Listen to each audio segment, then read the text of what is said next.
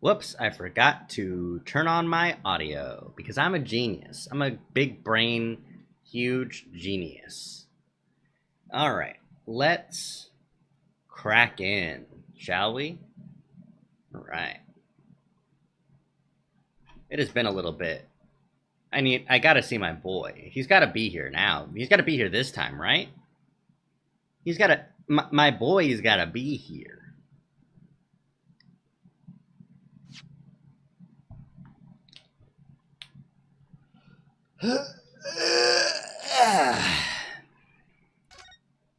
I'm stretching. Da, da, da, da, da, da. Ah, here we go. The Memoirs of the Clouded Kokoro. Finally. Kokoro. Wow. It's cloudy. It was a ghastly tale of a winter's night. One of an invisible killer and a crime perpetrated on the pavement along Briar Road. Wow. An invisible killer. Lay at death's door. The mystery of just who had stabbed the young lady from behind had been resolved. But no sooner had my friend saved that Eastern Exchange student from his harrowing plight, then in the dim, flickering shadows of gaslight did a second bizarre crime rend the stillness of that very night. Two crimes in... I dare say most can still recall the sensational headlines of the day. Haunted apartment of death, the condemned criminal's curse, the dread demon of coal gas. Oh no! A demon? Yet, though the great detective had at once discerned the truth upon his arrival at the scene, it only proved to be the overture that announced the rising of this the curtain asshole. On a most tragic play. There have been a lot of there were a couple characters in the previous game that didn't really let me make myself a little bit smaller. They didn't really pan out to anything in the main game. So having... Okay, I just wanted to make sure that my head was above the screen. Having... they have to come back, is what I meant, is what I'm trying to say. Having made a long voyage across the sea from the Empire of Japan to here, London, England. And on the way, in quite extraordinary circumstances, I made the acquaintance of a world-famous detective. Yeah! Currently, I reside in the attic of the detective's own lodgings, from where I run my legal consultancy of sorts. I've successfully defended a number of clients in Britain's highest court, the Old Bailey. But since a particularly grueling and unforgettable legal battle 4 months ago now, I haven't returned to the courtroom. In truth, I lost my right to return. But that epic trial was just one small part of an epic tale, a tale which was now about to awaken from slumber. Thanks to a letter that arrived this morning from my homeland. Ninosuke Naruhodo. It's me, Susato. Well, after I eat some brekkie. It must be nearly time for brekkie. I better go down to Mr. Sholmes' suite and eat brekkie.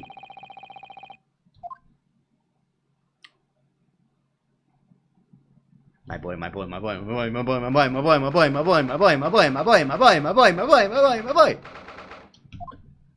Iris! Ah, Bruno, good. I was just about to call up to you. The bacon's ready. Good morning, Iris. It smells delicious as usual.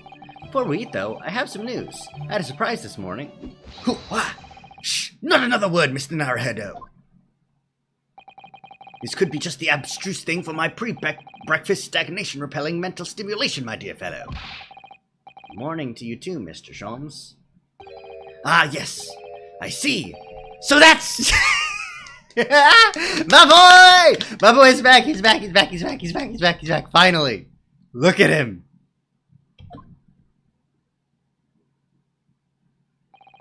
The truth is as clear to me as day. My faculties of observation have revealed it again. What are you talking about?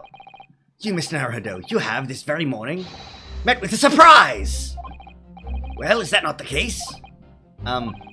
Really, my dear fellow, it barely warrants explanation. Firstly, your hair is particularly unkempt, somewhat reminiscent of a bird's nest. Secondly, you have neglected to fasten the third button of your jacket. Clearly, when considered together, these two facts point to you having been flustered this morning. Can I talk now? But of course! So I don't look for admiration, you understand. My hair always looks like this. It's been this way since I first met you. Oh, it has. And the button was ripped off last night, if you remember. By you.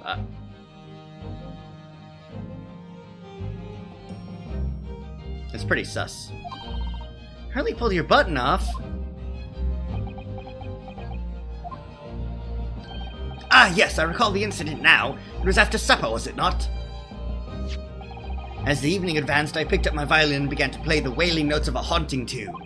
But then, to my utter dismay, the third string snapped! Why did it have to happen? Why? Little wonder then that in my vexation I grabbed the first button I saw and ripped it from its proper place. Well, I'd like it back now, please. It's troubling me that I can't fasten my jacket. And it's troubling me that you expect me to know where it is. Somewhere thereabouts on the floor, one presumes. Helpful. What matters at the present time, dear fellow, is simply whether or not my deduction was unerring. But Hurley, Bruno said it when he came in, didn't he? I had a surprise this morning.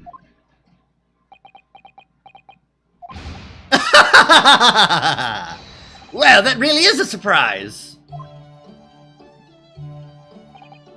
Yes, this man is the pride of the British Empire, the famous consulting detective, Mr. Herlock Sholmes. There can be not a single person in the world who doesn't know his name.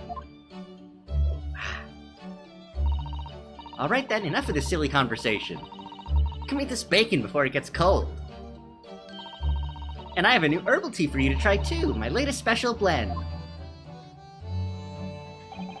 And here we have Iris Wilson, Mr. Sholmes' lodger and companion. Truly exceptional young girl who's the author of a highly successful serialization here in London. Yes, The Adventures of Herlock Sholmes, as published in Ranced magazine. So, Mr. Naruhodo, won't you put us out of our misery? What surprised you this fine morning? Ah, well, I received a letter from Japan. Oh, from Susie, you mean? Was it really? That's right, and she had some rather startling news, in fact. Ah, intriguing indeed. You must tell us about it over breakfast! Oh yes, what fun!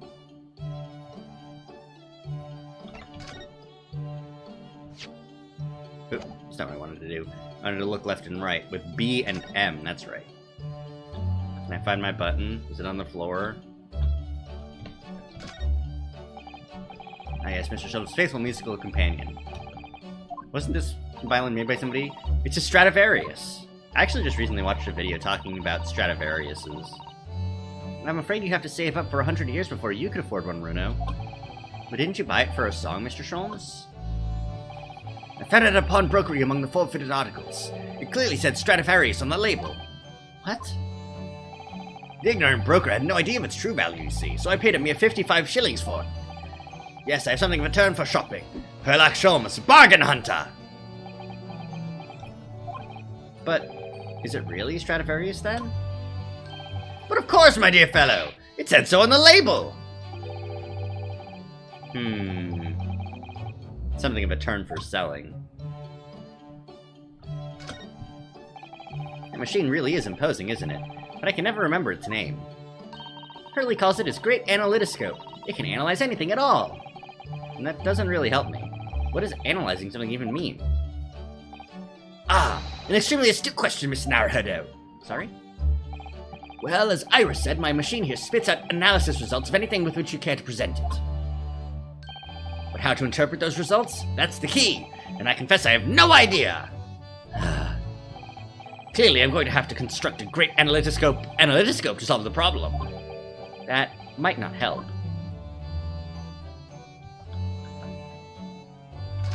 I was on the wrong key. Different pieces of evidence from cases you've solved, aren't they, Mr. Sholmes? Not quite, Mr. Naruhodo, not quite. These trinkets are a selection from cases I've solved with particular aplomb. They are souvenirs of my success. Memories, Mr. Naruhodo, memories! Really? So tell me about the case in which the bust of Napoleon featured. I forget. Memories, he says. Wonderful, Mr. Sholmes, wonderful.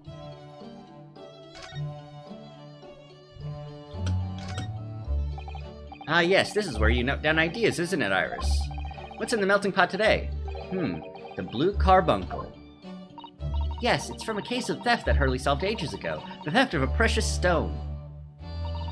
A carbuncle is another name for a garnet, you see, especially if it's cut with a rounded top. Oh, really? And this garnet was blue, was it? That's the thing. They're usually red. No blue garnets have ever been discovered. Oh. So who knows what the stolen gemstone actually was? That's the real mystery of the case. A proper Herlock Sholmes conundrum, huh?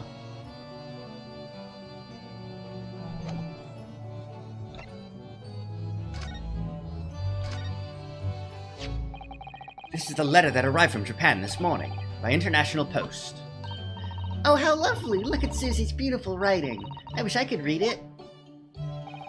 And how is your judicial assistant faring, may I ask? She's very well, thank you. In fact, according to what she's written, she actually appeared as a lawyer at the Japanese Supreme Court and won a case. Ah, really? Oh, isn't she wonderful? Cut above your good self, my dear fellow. I've won cases too, you know. Apparently, Mr. Natsume appeared in the trial as a witness. Natsume.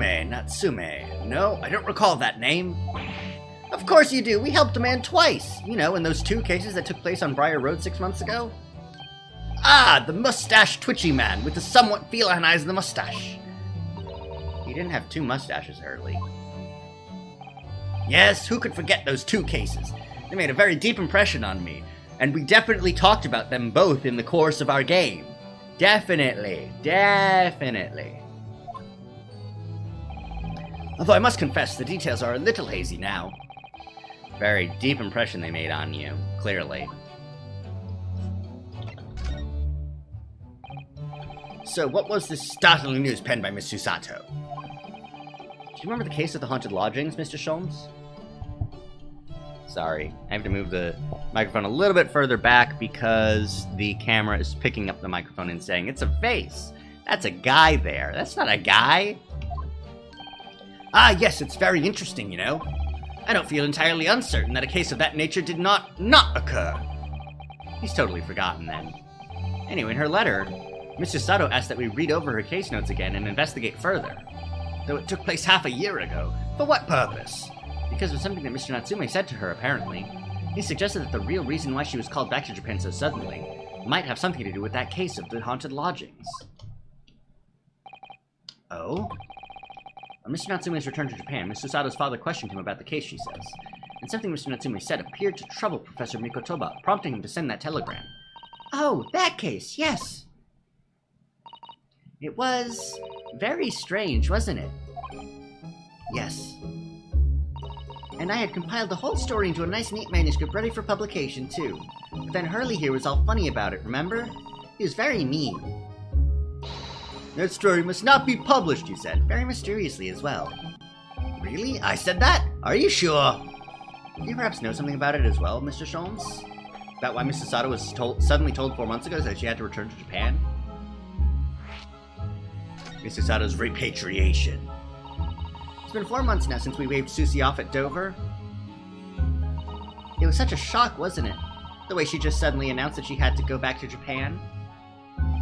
Indeed it was, due to a telegram she received from her homeland, I believe. That's right, telling her to return urgently. Yes, because her father had passed away. No, it just said he was suffering from a high fever, the cause of which was unknown. He's not dead. Ugh. But according to this letter, that news about her father's fever was just a ruse. A ruse! So Susie's daddy lied to her so that she'd make the voyage back home? Why would he do that?